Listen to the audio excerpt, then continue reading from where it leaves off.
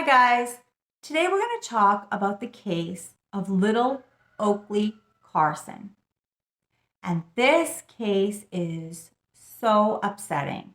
I imagine that when you hear what happened, you are going to be just as angry as I am. Little Oakley was born to Jordan Bowers and Andrew Carson in Oakville, Washington. She only lived with them for the first 7 months of her life before she was placed in foster care along with her siblings. She had an older sibling and a younger sibling. The children were not put in the same foster home, however. She was placed with Eric and Jamie Jo Hiles, and she would remain in their care until just shy of her 3rd birthday. A judge decided, and very abruptly, that little Oakley could return home to her biological family. And this is really sad in itself. Even if everything had turned out wonderful, I would still find this really disturbing. There was no transition period. There was no, like overnights or, anything to prepare this child for leaving the only home she'd known since she was a baby to go back and live with Jordan and Andrew, who she would have undoubtedly had no recollection of living with. Now, I'm sure she had visits with them and maybe on some level understood that, they were family, but she was barely just turning 3 years old. I mean, what could she really understand? All she knew was, her foster parents were, to her, mom and dad. I mean, they would have been as much mom and dad to her as if they were her biological parents.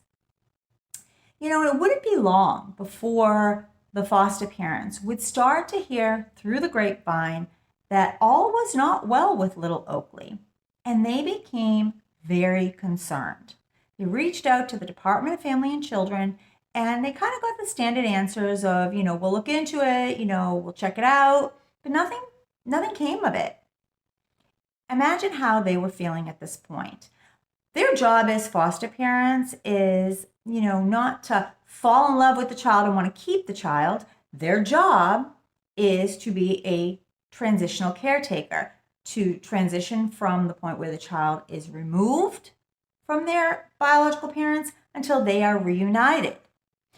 And of course, that's how it should be, right? I mean, we don't want, DCF running around stealing children. We want them to, remove children only when absolutely necessary, and if possible, help the biological family to, fix whatever problems they're having, and then reunite the child and put the family back intact.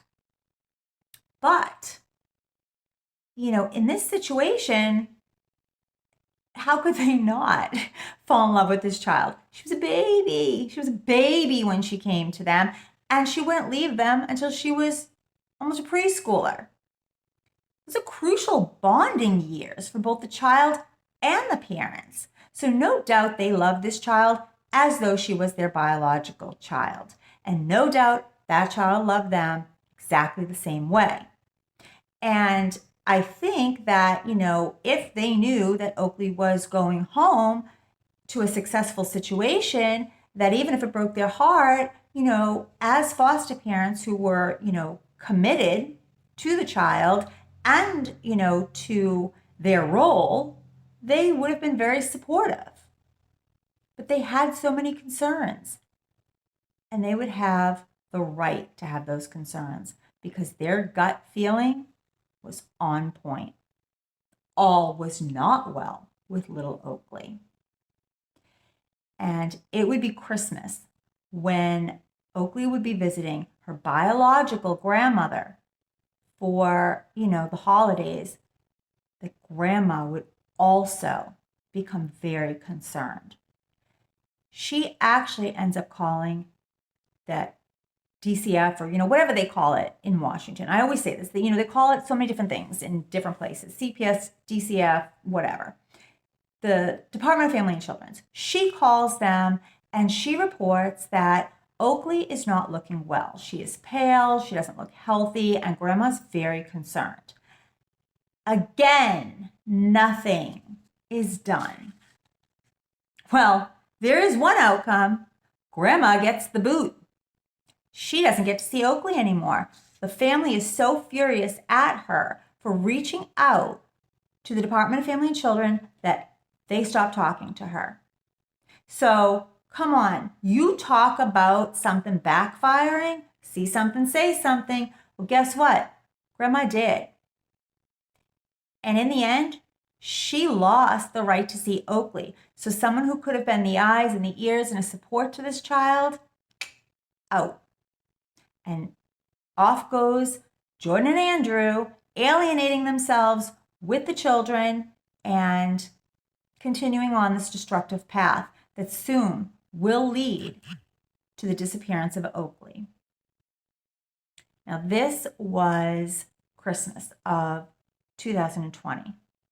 It would be 10 months later before things start to unravel, or at least that we become aware of them unraveling. The last physical sighting of Oakley was in February 2021 that anybody reports actually laying their eyes on this child, and that was a friend of Jordan and Andrew. From that point on, we have nobody that has come forward to say that they've actually seen this child. November 6th, 2021, there was a fire. This is weird. This is really weird, okay?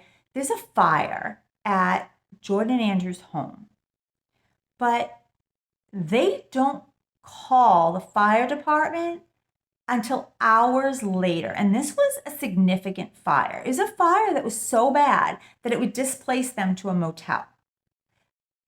When Andrew calls the fire department, he says, I don't need any assistance. I don't need any help. The fire's out. I put it out. Took me 4 hours, but I put it out. Just want to report it. And he would blame Oakley for the fire. He would say that Oakley set the fire fooling around with a cigarette lighter and catching the couch on fire. Well, the police department did, I'm sorry, not the police department, the fire department did, go out and check things out. They reported that this fire did not start on the couch, actually started in the microwave. What a bizarre story to tell, right? If you had a fire that, started in a microwave, why would you say it started on the couch? And why would you blame it on a child? Especially saying a child playing with a lighter. Well, we eventually come to know that Jordan and Andrew had a very serious meth problem. So here's my thought.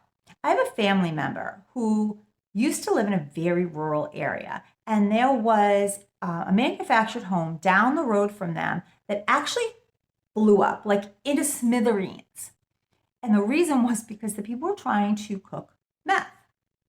I was thinking about that when I heard about this fire and all the weirdness around it. And I thought, wonder if they were trying to cook meth and that's how the fire really started. I don't know, like a lazy wave. I don't know how you make meth, but like maybe a lazy wave, like we'll use the microwave, we'll nuke it. And they blamed it on the child playing with the lighter to avoid anybody finding out about them making meth. I don't know. It's just like a thought that I'm throwing out there because there's a really bizarre story to tell. Well, shortly after this fire, so back up. That's another point where there could have been some kind of intervention. So we have the foster parents reaching out, we have grandma reaching out, now we have this wacko fire story, right? That is a point where social services could have come in and checked things out. Children unfortunately, have been known to start fires with, matches or lighters.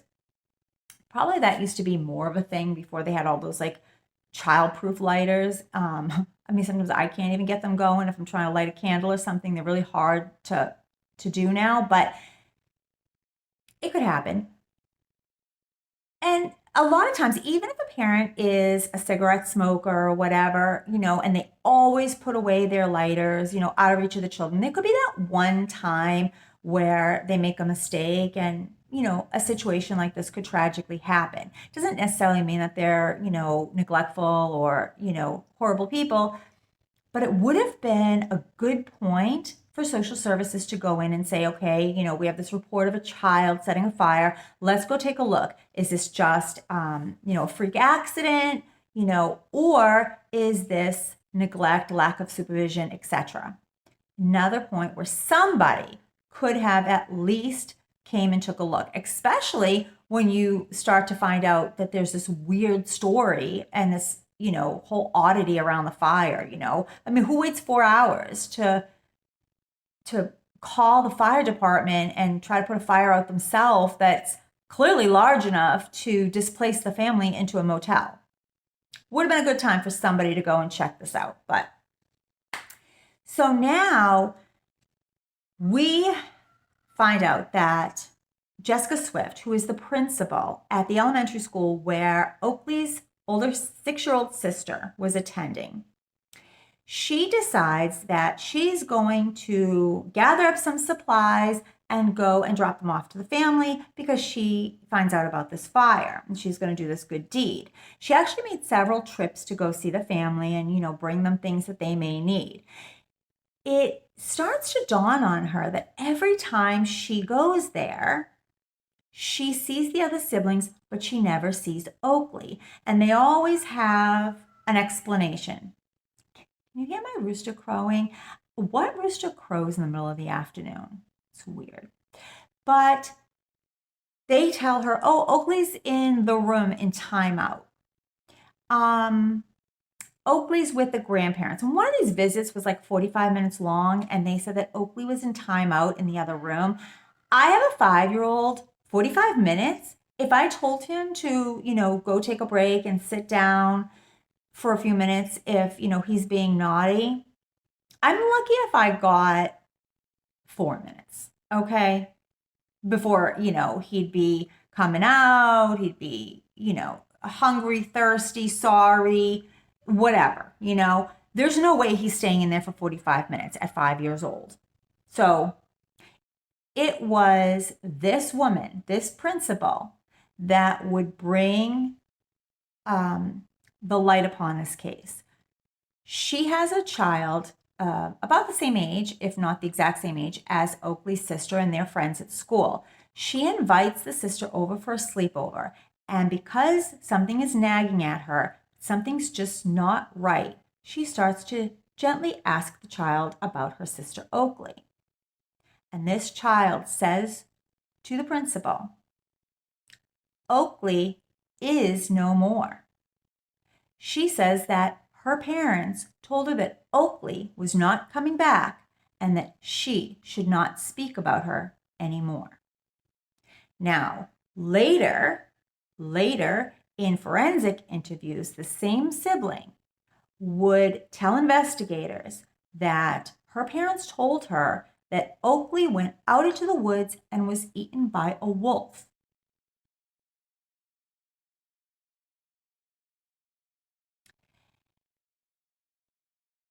I don't know what's with these people and these crazy stories that they come up with, but did they think this child was going to be 6 years old forever? Because surely at some point she would have got older and she would have been like, wait, what? My sister was eaten by a wolf? And that story wouldn't have held up over time. So that's just really wacky. But this poor little child goes on to say that Oakley was often beaten at home, locked in her room, and also locked under the stairs. And what I can imagine is maybe like, sometimes with stairways, there's like a little, almost like a storage area under it that, has like a little door. I'm wondering if that's what she means. But, we hear this and you just get sick to your stomach because everything at this point is leading up to the probability of Oakley being alive not very high. Some people have speculated that Oakley may have been sold so the parents could fund their drug habit. But I don't know, with everything else in the case, I'm leaning towards this poor little thing is no longer with us, but I hope that I'm wrong. Well, the principal ends up taking her concerns to the police. And just like in the Serenity McKinney case, it will be the police that will push, not the Department of Family and Children, to find out the location of this child from the parents. They go and they confront them. And mom actually gets really upset with the police for, even asking her. But she initially tells them that Oakley's with her mother. And the police have to basically say, ma'am, aren't you the mother? She then turns to Andrew, who's in the house behind her or in the motel behind her. And she's like, where's Oakley? He turns around and says, oh, she's with my father, but I don't know the phone number. The police don't give up. They locate this father and he is like flabbergasted. He's like, I haven't seen this child in a year. Like, these people have alienated themselves. I haven't seen this child in a year, or damn near close to it. So they go back to the parents and they ask them again, where is Oakley? Jordan just like flips out. She's pissed. She doesn't even want to answer questions. She basically tells them, don't ask me anymore. And Andrew just is like, I don't know, Andrew eventually ends up making some really weird comments to the effect of, Oakley's not coming back and she's not going to be at the reunion, but he never divulges where she is or what happened to her. Well, the parents were initially arrested after a search of their home when traces of blood were found on the blinds, on the wall, and I believe on a door. They were arrested for suspicion of manslaughter, but you can imagine that is a really hard case to prove when you don't have proof that the child is missing. You just have, circumstantial evidence, I guess. So they're not held on that, but the police don't give up. They end up, digging around like, what can we do here? They discover that these parents have not given the 6-year-old medication that she needed for a condition for 15 months. So they arrest them on that, which is a second-degree felony, abandonment of a child, and they are being held on that. And of course, they hoped that once they get them locked up, they could get them talking. That has not happened, despite protests outside. I'm talking huge protests, because once this went public, the public went nuts and they protested outside of this jail. Even a motorcycle club got involved and, they went down there, helped with the protest. All the while, these two sit in jail and mum's the word. They're not saying anything. Eric and Jamie Jo are, all over social media, all over the news. They are absolutely heartbroken. This was their little girl. They loved her. They took impeccable care of her. And I say that not just from, looking at their social media and all the pictures of her when she lived with them and videos and, all of that, but also her daycare teacher has spoke out and talked about, how happy she used to be and how well taken care of she was. Her little dance teacher has spoken out. Everybody that knew this couple said that this child was loved and absolutely taken wonderful care of. And now we don't know where she is because she was given back to these meth heads who God only knows what they did to her, with her, and they won't even tell us. They won't tell us anything. So as of right now, they're set to go to court in April. And I mean, they may get jail time, they may not. Their excuse for not giving the medication to the little girl was that there was insurance issues and they couldn't get the insurance sorted out. But we're not talking, a couple of days, a couple of weeks. We're talking over a year that this child never had her medication. So I don't know what's going to happen in court with that. But if they're not sentenced to jail time and nothing happens in this case up until then, I mean, they could get out. And, we may not know. We may never find out unless either they open their mouth or something breaks in this case. It's been tragic. Again, we have the foster parents, we have grandma, they both spoke out. We have that weirdo story with the whole fire and nobody looked into that. Really, if it hadn't been for the principal getting a feeling that something wasn't right and not, overlooking that feeling, but actually pursuing it, we wouldn't even probably know about little Oakley as of right now. So, thank goodness that she, questioned the child, went to the authorities, and that the police actually listened to her. Again, that's kind of what happened in the Serenity McKinney case. Social services kept dropping the ball, and then it was the police that really pushed for information on the whereabouts of the child. So applause to them, applause to the principal, to the foster parents for loving her and, trying to get some kind of intervention. And poor grandma, who tried to speak out and do the right thing.